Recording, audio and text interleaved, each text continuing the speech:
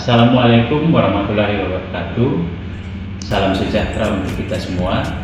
Perkenalkan, nama saya Andreas Tarwatu Ora, SKM MKes, dosen program studi keperawatan wanita bubak, Poltekkes Kemenkes Kupang. Dalam menjalankan tugas, mata kuliah yang saya ampu adalah mata kuliah keperawatan keluarga. Mata kuliah ini berada pada semester 5 dengan bobot 3 SKS yang terdiri dari 2 SKS teori dan 1 SKS praktek dengan tim teaching sebanyak 2 orang. Saya akan mendeskripsikan mata kuliah keperawatan keluarga.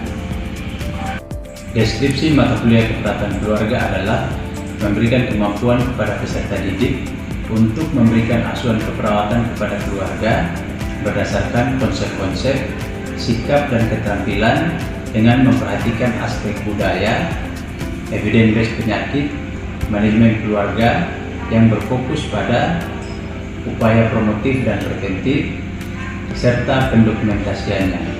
Sedangkan sub dari capaian mata kuliah keperawatan keluarga adalah yang pertama, memahami konsep layanan kesehatan primer, yang kedua, memahami konsep komunitas, yang ketiga, memahami konsep keluarga, yang keempat, memahami konsep keperawatan keluarga, yang kelima, memahami konsep asuhan keperawatan keluarga, yang keenam, memberikan asuhan keperawatan keluarga, serta yang terakhir, mendokumentasikan asuhan keperawatan keluarga dengan benar. Mata kuliah keperawatan keluarga merupakan mata kuliah yang wajib dipahami. Untuk itu dibutuhkan strategi untuk membantu mahasiswa memahami materi asuhan keperawatan keluarga dengan benar. Berbagai inovasi, strategi, dan metode pembelajaran terus dikembangkan pada setiap tahunnya. Dan metode pembelajaran yang digunakan dalam mata kuliah ini yaitu yang pertama ceramah, yang kedua student center learning, yang ketiga fokus group discussion, dan praktikum. Mata kuliah ini terdiri dari 16 pertemuan, 14 pertemuan untuk teori dan praktikum, 1 pertemuan untuk UTS, dan 1 pertemuan untuk UAS. Bobot penilaian terdiri dari UTS 30%, UAS 30%, penugasan 20%, kehadiran 10%, dan sikap 10%. Baiklah, saya akan masuk pada pertemuan kelima pada hari ini dengan pokok bahasan konsep keluarga.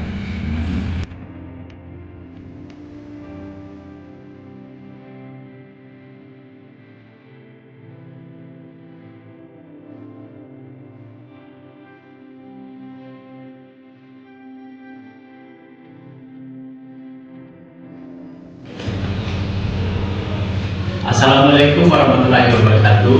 Waalaikumsalam warahmatullahi wabarakatuh. Salam sejahtera untuk kita semua. Shalom. Selamat pagi. Saya. Bagaimana kabar hari ini? Baik, Pak. Baik. Sebelum kita memulai perkuliahan kita hari ini, mari kita berdoa menurut agama dan keyakinan kita masing-masing, sehingga materi yang kita pelajari hari ini boleh bermanfaat bagi kita semua. Berdoa mulai.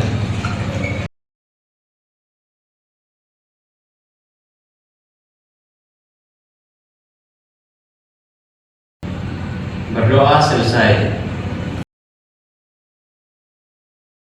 Baik, sebelum kita memulai kuliah kita hari ini, kita akan absen dulu ya. Ya, Pak. Ya, Pak. Dewi. Hadir, Pak. Octavianus. Hadir Pak. Gilang. Hadir Pak. Iren. Hadir, Pak. Jadi hari ini hadir semua ya. Iya, Pak. Baik, hari ini kita akan melanjutkan perkuliahan mata kuliah keperawatan keluarga pada pertemuan kelima dengan pokok bahasan konsep keluarga.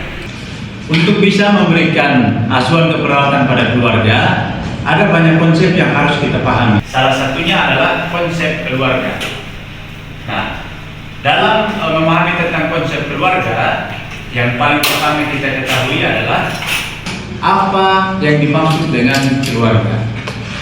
Keluarga merupakan sekelompok orang yang tinggal bersama karena ikatan darah, karena perkawinan, atau karena adopsi yang tinggal dalam satu rumah yang sama dan melakukan interaksi secara bersama-sama.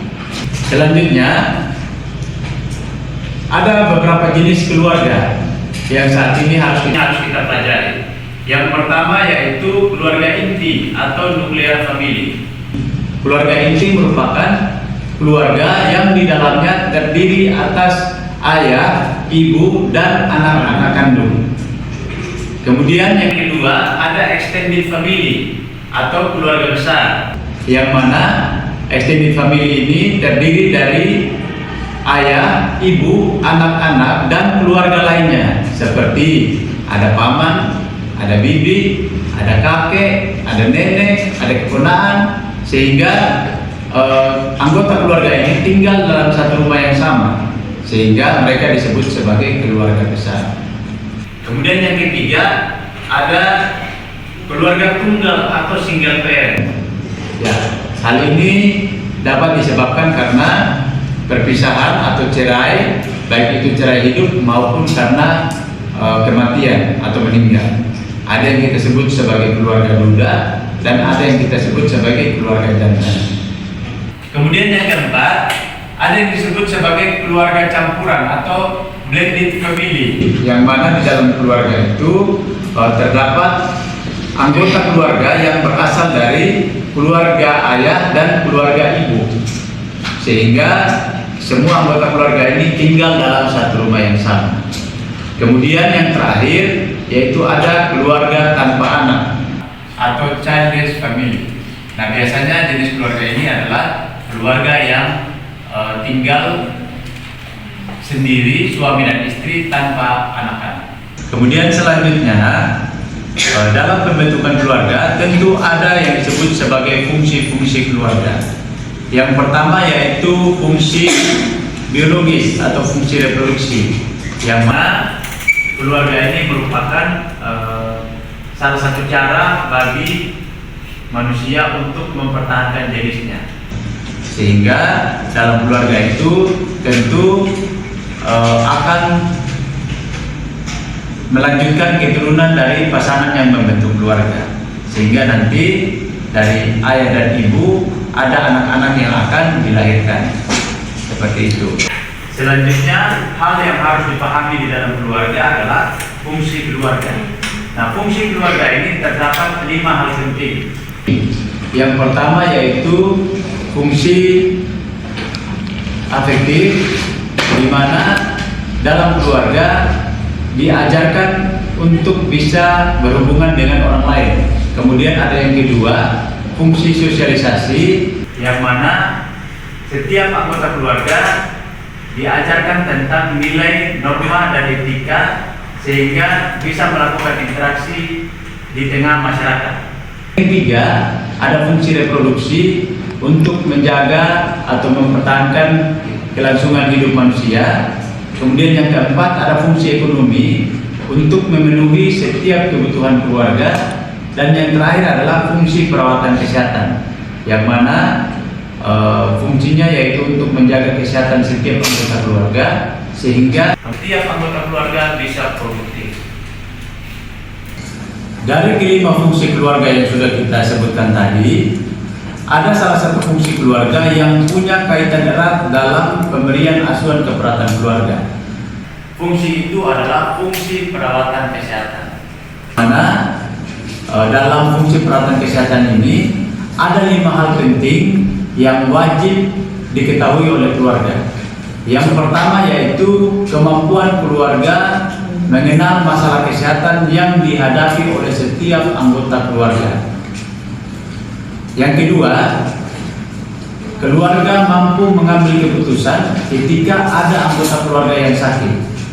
Ketika keluarga mengenal masalah yang ada, keluarga mampu mengambil keputusan yang benar untuk mengatasi masalah kesehatan yang dialami oleh setiap anggota keluarga. Kemudian yang ketiga, memiliki kemampuan untuk merawat anggota keluarga yang sakit. Setelah membawa anggota keluarga yang sakit ke fasilitas pelayanan kesehatan, selanjutnya keluarga harus mampu untuk merawat anggota keluarga yang sakit. Kemudian, kemampuan keluarga dalam menggunakan fasilitas kesehatan. Nah, kemampuan ini sangat menentukan keluarga akan menggunakan fasilitas kesehatan atau tidak. Kemudian yang kelima, kemampuan keluarga dalam memodifikasi lingkungan sehingga setiap anggota keluarga tidak mudah terserang penyakit. Selanjutnya, di dalam keluarga, setiap anggota keluarga memiliki peran masing-masing.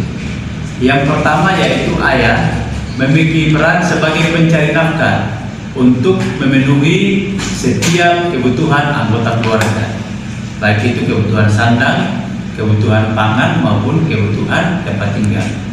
Kemudian yang kedua yaitu ibu. Ibu memiliki peran untuk mempersiapkan setiap kebutuhan anggota keluarga. Nah, dengan demikian setelah ayah mencari nafkah, ibu menggunakan sumber daya yang dimiliki untuk memenuhi setiap kebutuhan anggota keluarga. Kemudian yang ketiga, ada anak yang memiliki tugas untuk belajar, bertumbuh, berbakti kepada orang tua dan mengembangkan diri sesuai dengan kemampuan masing-masing. Baik, dari pokok bahasan yang kita pelajari hari ini, apakah ada yang ingin bertanya? Pak, Ya, silakan Martin. bagaimana kemampuan keluarga mengambil keputusan jika ada anggota keluarga yang sakit? Terima kasih Martin untuk pertanyaan yang diberikan. Ya, silakan bagi mahasiswa sekalian, ada yang bisa menjawab pertanyaan dari Martin? Saya Pak. Ya, silakan Putri. Baik Bapak, terima kasih. Menurut saya Bapak, kemampuan keluarga dalam mengambil keputusan itu adalah jika dalam anggota keluarga ada salah satu anggota keluarga yang mengalami sakit, misalnya mengalami tanda dan gejala batuk, pilek maupun flu, keluarga dapat mengambil keputusan untuk membawa anggota keluarga yang sakit tersebut ke fasilitas kesehatan, misalnya membawa ke puskesmas atau ke rumah sakit, Pak. Sekian, Pak. Terima kasih Putri untuk jawaban yang diberikan. Jawaban yang sangat benar sekali ya. Yang dimaksud dengan kemampuan keluarga mengambil keputusan ketika ada anggota keluarga yang sakit adalah maka anggota keluarga yang sakit tersebut segera dibawa ke fasilitas pelayanan kesehatan seperti puskesmas, dokter praktek ataupun ke rumah sakit. Baik, kita berikan aplaus untuk Putri. Demikian pokok bahasan yang kita pelajari dalam pertemuan kita hari ini. Kiranya pokok bahasan yang kita pelajari dapat kita gunakan dalam mempersiapkan diri untuk memberikan asuhan keperawatan kepada keluarga. Atas perhatian kita semua, saya ucapkan terima kasih.